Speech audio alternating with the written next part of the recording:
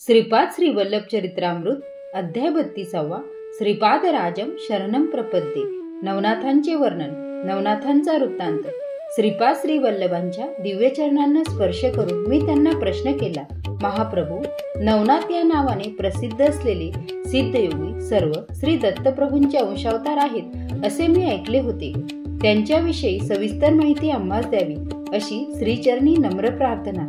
श्री नवनाथांचे नाव ऐकतानाच श्रीपाद प्रभूंच्या दोन्ही नेत्रामधून अमृतदृष्टीचा प्रवाह बहिर्मुख होऊन सृष्टीवर पडत असल्यासारखे वाटले।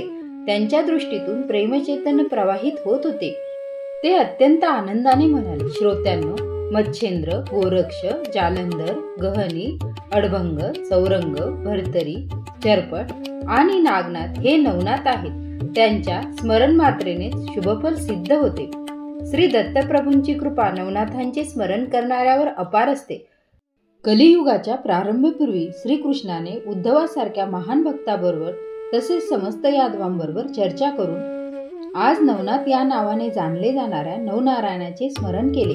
ऋषभ चक्रवर्तीला 100 पुत्र होते। त्यातील नारायण अंशाने जन्मलेल्या 9 जणांना नवनारायण म्हणतात। त्यांची नावे कवी, हरी, अंतरिक्ष, प्रबुद्ध, पिपीलायन, अविरहोत्र, दुमिल, चमस, करभाजन अशी होती। हे सगळेच अवधूत स्थितीमध्ये राहणारे सिद्ध पुरुष होते। माझ्या आज्ञेप्रमाणे या नवनारायणांनी धर्मसंस्थापनार्थ नवनाथ या नामरूपाने पृथ्वीवर पुन्हा अवतार धारण केला। प्रथम पुत्र कवी हा मच्छेंद्रनाथ या नावाने जन्मला। अंतरिक्ष जालंधर नावाने जन्मला। यांच्या शिष्यरूपाने प्रबुद्ध कनिफा या नावाने जन्मला। पिपीलायन चरपटनाथ या नावाने जन्मला। अविरहोत्र हा नागेशनाथ या नावाने जन्मला। द्रुमिल हा भर्तरीनाथ या नावाने जन्मला। चमस रेवणनाथ रूपाने आणि कारभाजन गहनीनाथ या नावाने जन्मला। सृष्टीवर अनेक स्थानी काही कारणास्तव ब्रह्मदेवाचे वीर्य पडले, त्यापासून अनेक ऋषी जन्मास येतील असे व्यास महर्षींनी आपल्या भविष्य पुराणात सांगितले होते। उपरीचर नावाचा एक वसू होता। त्याने एकदा उर्वशीला पाहिले आणि तो अत्यंत मोहित झाला। त्यावेळी त्याचे वीर्य द्रवून यमुनेच्या पाण्यात पडले। ते एका मासोळीने गेले। त्या मत्स्यापासून मच्छेंद्रनाथाचा जन्म झाला। कामदेव मन्मथाला शिवाने क्रोधित होऊन आपल्या ललाटाग्नीने जाळून भस्म केले। त्या भस्मामध्ये सूक्ष्म रूपाने मन्मथाचा आत्मा होता। बृहद्रथाने जेव्हा यज्ञ केला त्या यज्ञकुंडातून जालंधर नावाचा आविर्भाव झाला। रेवा नदी म्हणजे सध्याची नर्मदा नदी, या नदीमध्ये पडलेल्या ब्रह्मवीर्यापासून रेवणसिद्धाचा जन्म झाला। एकदा थोडे ब्रह्मवीर्य एका नागाच्या शिरावर पडले। ते भक्ष्य समजून नागिनीने खाऊन टाकले। त्या योगाने ती नागिन गर्भवती झाली। त्याच वेळी जन्मेजय राजा सर्व नागसर्पांना नष्ट करण्यासाठी सर्पयाग करीत होता। ब्राह्मणाच्या मंत्रोच्चाराबरोबर शेकडो सर्पनाग यज्ञकुंडात येऊन पडू लागले।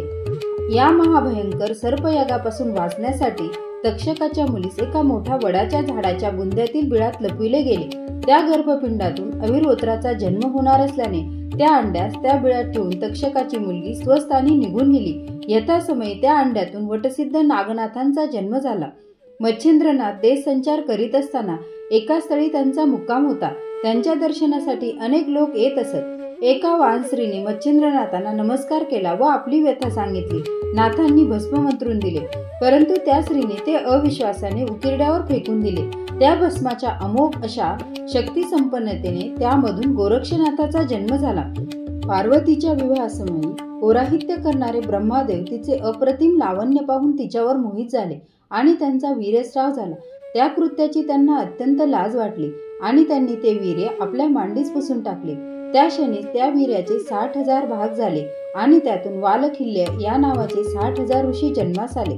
त्यातील थोडा भाग उरला होता तो कचरा समजून भागीरथी नदीत फेकला गेला। तो कचरा नदीतील गवतात अडकून तेथेच राहिला। त्यामध्ये पिपीलायनाचा आत्मा शिरला आणि चरपटनाथांचा जन्म झाला। कोलिक मुनींनी त्यांच्या पर्णकुटीतून बाहेर जाताना आपले भिक्षापात्र पर्णकुटीच्या बाहेर ठेवले। त्याच वेळी सूर्याचे तेज त्या पात्रात पडले। हे महर्षींना कळाले।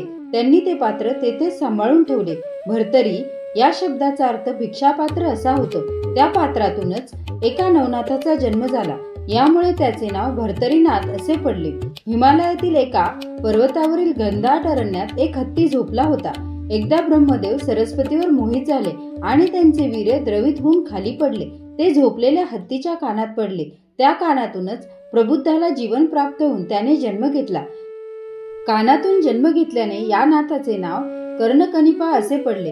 गोरक्षाने संजीवनी मंत्राचा जप करीत मातीमध्ये एक मनुष्याकार आकृती काढली. त्या आकृतीतून करभाजनाला त्या संजीवनी मंत्राच्या साहाय्याने जीवन प्राप्त झाले आणि त्याने गहनीनाथ या नावाने अवतार धारण केला.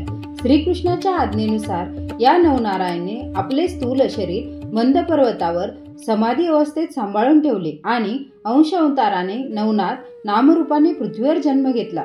धर्म संस्थापनाचे महान कार्य करण्यासाठीच या नवनाथांचा अवतार झाला होता.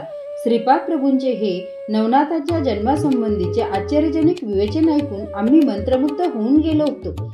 आम्ही प्रभूंच्या चरणी वंदन करून त्यांचा जय जयकार केला. यानंतर मी प्रश्न केला, प्रभू, नवनाथांचे अवतार हे नवनारायणाचे अंश अवतार आहेत असे आपण सांगितले. नवनाथ आणि नवनारायण यामध्ये काही फरक आहे काय? आमच्याकडे आपल्या दिव्य प्रेमळ दृष्टीने पाहत श्रीपाद प्रभूंनी मंद हास्य केले आणि म्हणाले, श्रोत्यांनो, समस्त सृष्टीच्या महासंकल्पाचे स्वरूप मीच आहे. देवी देवतांनी कार्य करण्याचे संकल्प सुद्धा माझ्या महासंकल्पाचे अंश मात्र असतात. या अंशमात्र संकल्पांना थोडेफार स्वातंत्र्य असते. ते स्वातंत्र्य शेतातील झाडाला दोरीने बांधलेल्या गायीस चरण्यासाठी जेवढे स्वातंत्र्य असते तसेच आहे. तसेच धर्मसूत्रांना अनुसरून अंशावतारांना स्वेच्छा दिली जाते. संकल्प मात्र मूळ तत्वातूनच येतात. त्यांचे योग्य प्रकारे नियंत्रण करणे हे अंशावताराचे कार्य असते. कोणतीही समस्या निर्माण झाल्यास अंशावतार त्या समस्येच्या निराकरणासाठी मूलतत्वाकडे निवेदन घेऊन येतात. मूलतत्वाकडून अनुमती घेऊन जीवांचे कल्याण करतात. या अंशावतारात राग, लोभ, मद, मत्सर, अहंकार असे मानवी दुर्गुण नसतात. यामुळे मूलतत्वाची कार्यसमर्थता अंशावतारात सुद्धा आढळते. या कारणामुळे अंशावतार आणि पूर्णावतार यात काही फरक नसतो. श्रीपाद श्री वल्लभांचा जय जयकार असो. श्रीपाद श्री वल्लभांचा जय जयकार असो. फलश्रुती सद्गुरु कृपा कटाक्ष प्राप्तीसाठी